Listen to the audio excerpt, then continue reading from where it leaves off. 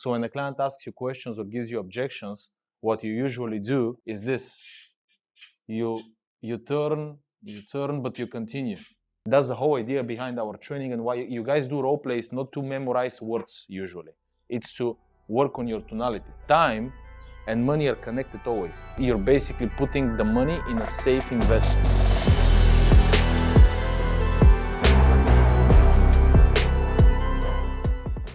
The whole idea of a conversation like this, when the client especially calls, is usually in the most simple way.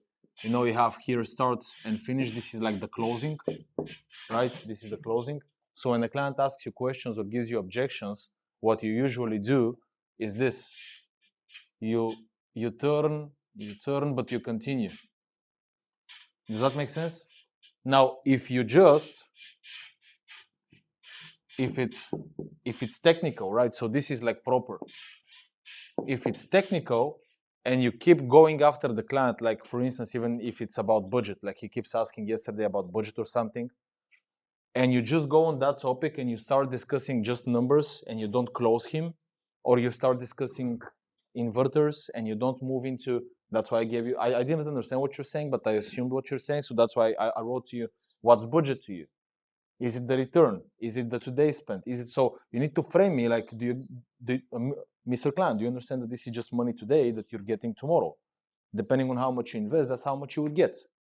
Have you invested into anything else? No. Yes. What have you invested into? No. Why have you not invested? And then you immediately, in 2 or 3 questions or 4 questions, you realize if this client is really price sensitive or if he's bullshitting you. Does that make sense? Because you're evaluating his experience and where his opinion is coming from, right? So when you ask those questions, this needs to be top priority always, guys. Because now you know it's really the money, a problem, or, well, he has invested a couple of times. If he likes your tone, he will tell you. That's the whole idea behind our training and why you guys do role plays, not to memorize words usually. It's to work on your tonality. That's why I tell you, do role plays in Romanian so you can, that's why you call the clients here. That's the whole idea. It's the tone. If your tone is not good, I would be offended why you're asking me. I would, for sure. So if you don't do this, if you don't move on with the business topic, what you do is this. Whoop, and you stop the conversation, right? Or maybe you do it a couple of times and then you just go down. Because now we stop. Like we don't discuss anything financial, which is why I'm not installing because of the number, right? I'm installing to save money and to gain like maybe subsidies or to pay off a credit. So I'm going to take a credit from the bank and it's going to be paid off automatically by the installation, right? So you do that because of money.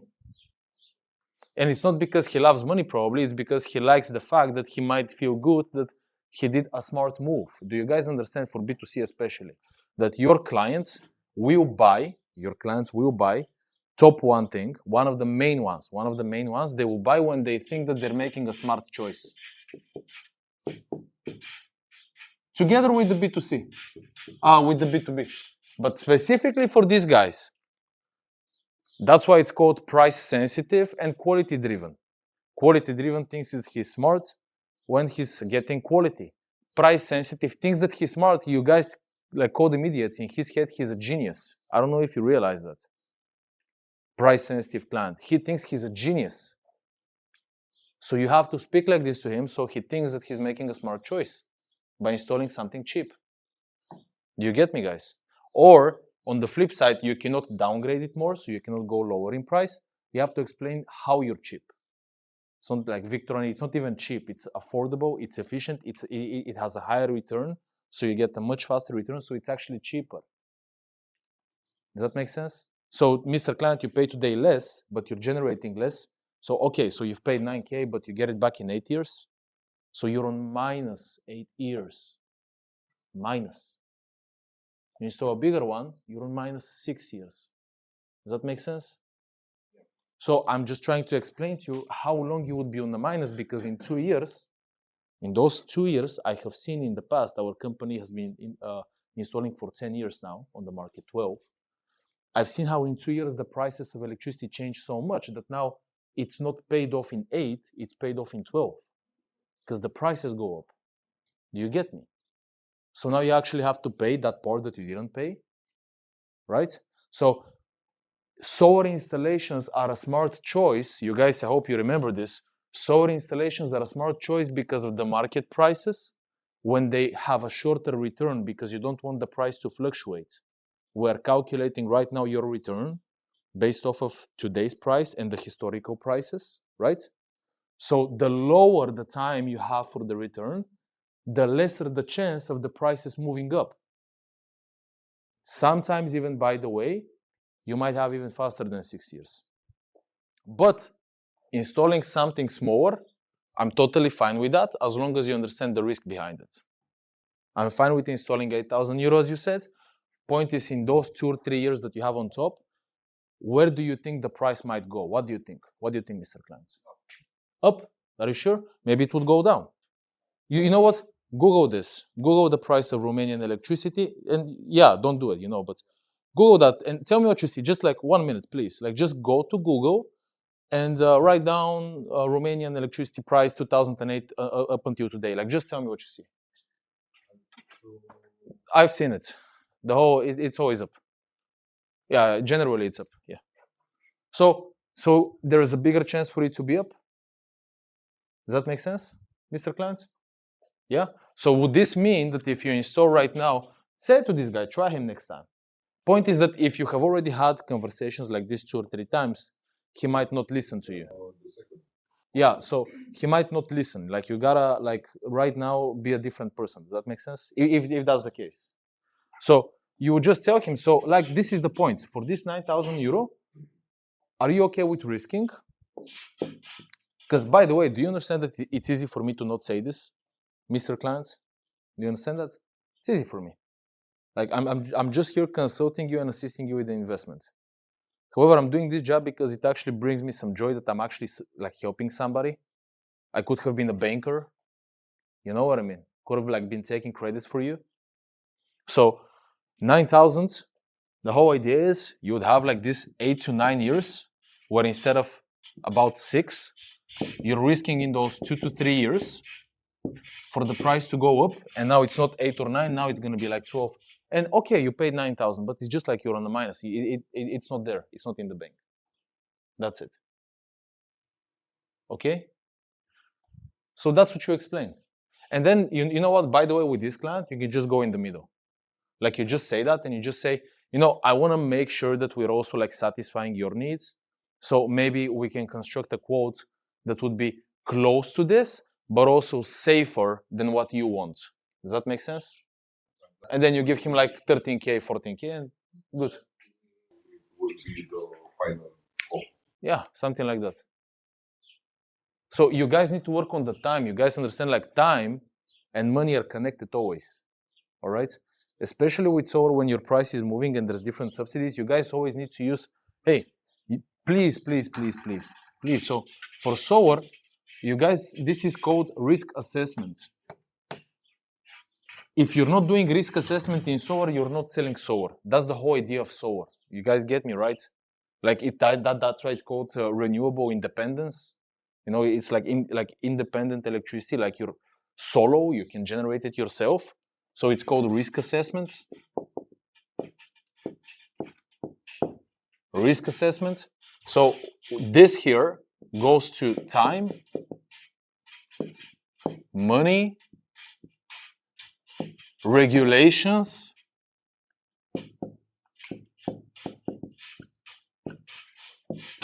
and subsidies.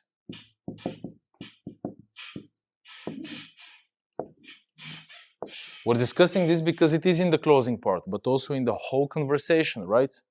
So, okay, I'll wait for you. I'm asking you, we have subsidies right now. What's the risk for the future on this topic? So today we have subsidies. You might not have subsidies, right? Okay. Today we don't have subsidies, right? What's the risk in the future? Not to have the money, correct. So that's one. So you might not have money to cover some of the subsidies in the future. Does that make sense? And you would miss it, and in that time that you're waiting for subsidies, you could have paid it off, 4 years maybe. All right, so that's one. Another one, by the way, there's no subsidies today. What's the risk for the future? For B2B, the risk is that you're not competitive anymore because they are lacking the installation. Because you're lacking an installation, you're not competitive. Yeah. The point is like when subsidies come in, so the guy says you guys need to know how to work with this. This is one of your main objections probably. There's no subsidies today. I'm going to wait, right? So you need to know how to work with it. One is you might not have the capital. If you have the capital today to invest, in the future it might be a different thing. So if you're able to invest today, at least even if there's financial issues or something else that's moving you in the budget, that installation would always be giving you money. So it would be saving you. So you're basically putting the money in a safe investment. That's the idea. So if you have capital today, you never know when subsidies come in if you would have it then, as you said. Another thing that I would say is subsidies each year are different. 1 year it can be 50%, 1 year it can be 10%. Does that make sense? Why am I saying this? Usually, the more subsidies, I remember, like, write this down, guys. Usually, the more subsidies a country gets, the lower the percentage would go in time. Yes, right? You know what was the subsidies in Slovenia this year? 50 euro per kilowatt. Yeah. Okay? Yeah. 50 euro per kilowatt. So the more subsidies the country gets, the lower the percentage would usually go, which would mean that if you wait 2 years, let's say, this year it was 30. You wait 2 years, it's 10. Those 10 out of an installation that's 200K would be 20,000. Would be 20,000. Your electricity bill is 10,000 per month, or let's say 5K per month, or even 200 for B2C. That's 1 year, even for a house. Pardon, not 1 year. That's what, 10 years? No, oh yeah, but this is for 200K. So if it's 20K, that would be 2,000 for a house, right? So if it's 200, that's 1 year. It's 1 year. So you're waiting 1 or 2 years, but you would actually pay already the difference of the installation. And also the installation would probably be a little bit more expensive when there's subsidies. Or maybe the price of the electricity would go up just like it has gone up in 20 years. Which means like mathematically, like if you just calculate this, you actually have a much safer investment if you do it today with or without subsidies. There's not a lot of how many times do you think anybody would come in from the European Union and just like constantly give you money? You know, I've seen that with many clients. Additionally, you think they give money to every client? No. Yeah. So that's what I'm saying. So if you are planning to invest one way or another, and you know what, you've invested in your house and or maybe you're paying mortgage, right? At least make the right choice again. Like, why did you buy the house? You needed it, right? Okay. Point is, do you understand that you need this as well? Because first of all, it covers the electricity, and second of all, it covers your money. Nothing else. You don't need more. So I'm just giving you examples with subsidies because anytime you have or you don't have, you need to know exactly how to close them. And you're not going to be able to close every single person, obviously. But if you just say, yes, let's wait for subsidies, congratulations, you're not selling. Like you're just, I don't know what. So that's for subsidies. The risk of the time, we gave it as an example as well.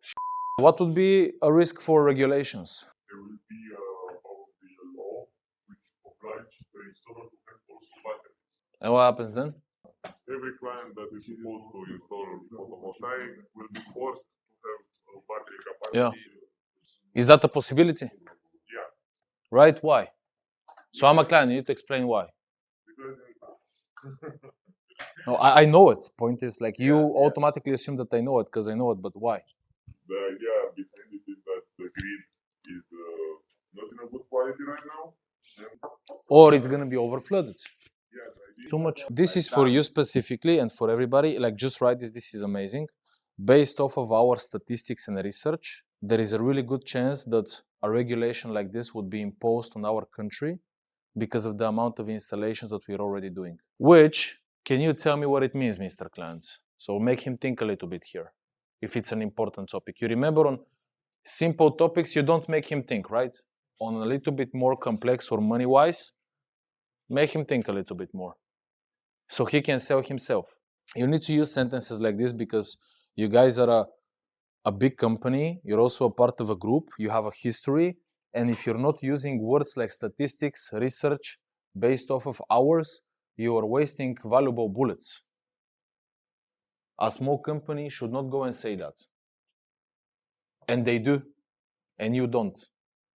What? Why? So like somebody like Tiny goes and he lies, but you guys can say the truth and you don't do it. You have to use like this is your power, right? So always use that and then just ask, do you understand what this means? No, yes, whatever he says. You know, well, think about it. Make him even more. Think about it. Regulation, batteries. No, and also this happens, by the way, because there's too much we cannot discharge.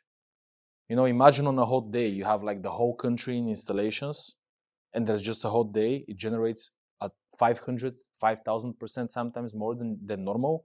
Where does this electricity go? You think these cables are made out of titanium or something?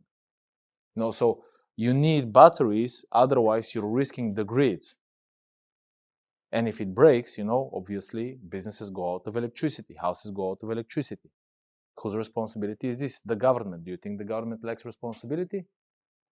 No, right? So in that case, regulations like this, by the way, already exist in other countries. For a specific number of kilowatts, you have to place batteries. So look, it's basically, it's not a, at least I would explain it like this. I would tell them usually, it's not like a complex topic. It's not too difficult. It's just that this is the first time that you're being informed on every single aspect of it. Because maybe in the past you didn't speak with somebody like this, or you didn't like look into it that much. But it's really like, it's also simple. It's just this. It's batteries, regulations, laws, and then you have time. And if in 1 year you're basically saving X amount of money, my professional opinion based off of all of my clients is that you should do it today. What do you think? And that's it. And expect objections when you get like, I don't know. Maybe the money, maybe the budget. Fair enough. Tell me a bit more. And you continue. It's like zero stress. The whole idea of training, either with your colleagues or with me or anybody, is that you become so used to what the conversation is and where you are, that the chances of you being stressed or not knowing what you're doing are basically zero. That's when you actually handle and lead the clients. If you're in a conversation and you don't know what to ask, you have not trained. If you're in a conversation and you don't know what to say, you have not trained. If you are in a conversation and you don't know, should I close now or not, you have not trained. That's the whole idea. Like you need to know immediately on the spot exactly what to do. Maybe you're right, maybe you're wrong, but at least you have some opinion of yours that you're gonna follow. And then if it doesn't work, please have the brain to say to yourself, okay, what I'm doing is not that good. Probably I should try something else, right? At least that's how I've done it in the past. Doesn't work 1 month. I'm like, okay, stop.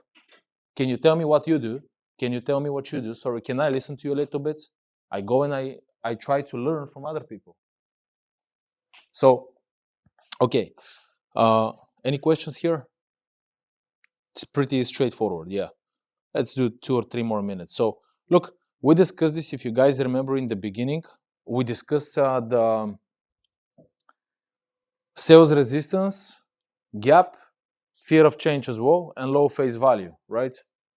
And then we had like these main topics where we're just gonna be like really careful with not building this throughout the whole conversation, especially in the closing as well. For instance, like let's say if we have questions from specific clients, because then they would not buy. And I told you we're gonna be looking at it in the closing, at least like some bullet points. Because this is easy, you know, like you can always, me myself at least, I always build bullet points on specific topics because I can just like open it and read it. I even take notes like this. So at the very least right now, you know, the problem that you would have is lack of trust. I'm not even gonna go into it. You know, lack of trust, overwhelming information, perceived lack of need, pressure, skepticism. This might be this guy that you're speaking with. It might be, or it might be this, one of these two. You don't know if you don't ask questions. And one of the main things, for lack of trust, I'm not even going to go there. Transparency and honesty, I wrote it here somewhere, short and honest. So this is about the questions. Overwhelming information. One of the main things that I try to I'm just giving you as an example because, you spoke, that I try to go there and just tap your screen is because I was trying to indicate that you should engage a little bit more. Does that make sense? By engage, this means ask a question. If you're talking too much, he wouldn't be moving emotionally, right? Unless you have a really good pitch, or if you have enough information, that's when it happens. So overwhelming info, even if you're speaking nicely, maybe right now I'm talking too much, it's not the best idea. This is also on the questions, again, on this example. The question about the budget, can you tell me what you consider budget? Future or now? Or maybe in the past? By the way, have you had any type of an investment, I guess 10,000 euro or more, that you have invested in the past and it didn't go as planned? Can you tell me a bit more about that? Right? So go there. Pressure to make a decision. One main thing that I want to say here is you need to understand that you can push much more than you guys even think. In a nice way. You need to understand that the only thing that would usually, the number one thing that would set off a client on how much you pressure them is if you feel like you're pressuring them. Do you get me, guys? So I'm not saying that you have to be an asshole and kill them. I'm just saying if you feel that you can push up to here, you can probably push up to here and then stop, right? So that's one of the main things that when I told you to bluff, well, let's go down, is because you're actually you're actually pushing him forward in the deal with his own words, right? Because you're saying, okay, well, let's do it your way. And then you go and then you say, well, you know what? Let me give you an idea. And then you go back up in the money, right? Instead of doing this, now you're pushing me, right? Do you get me? So that's why you do it in a smart way. Because this is actually in short, if you want to say it I don't know, some village guy, it is pressure. But he doesn't even realize it. He doesn't even know. And it's good pressure because you want him to have a good investment, right? You think that you're saving him money. If he has 100,000 euro in the bank, you're not saving him money. He's going to lose the money that he would have paid you on top to inflation. He's going to lose it. I promise. It's mathematically impossible for him to not lose it. It's impossible. They know who to trust. Revenue popping, bank busted, robust.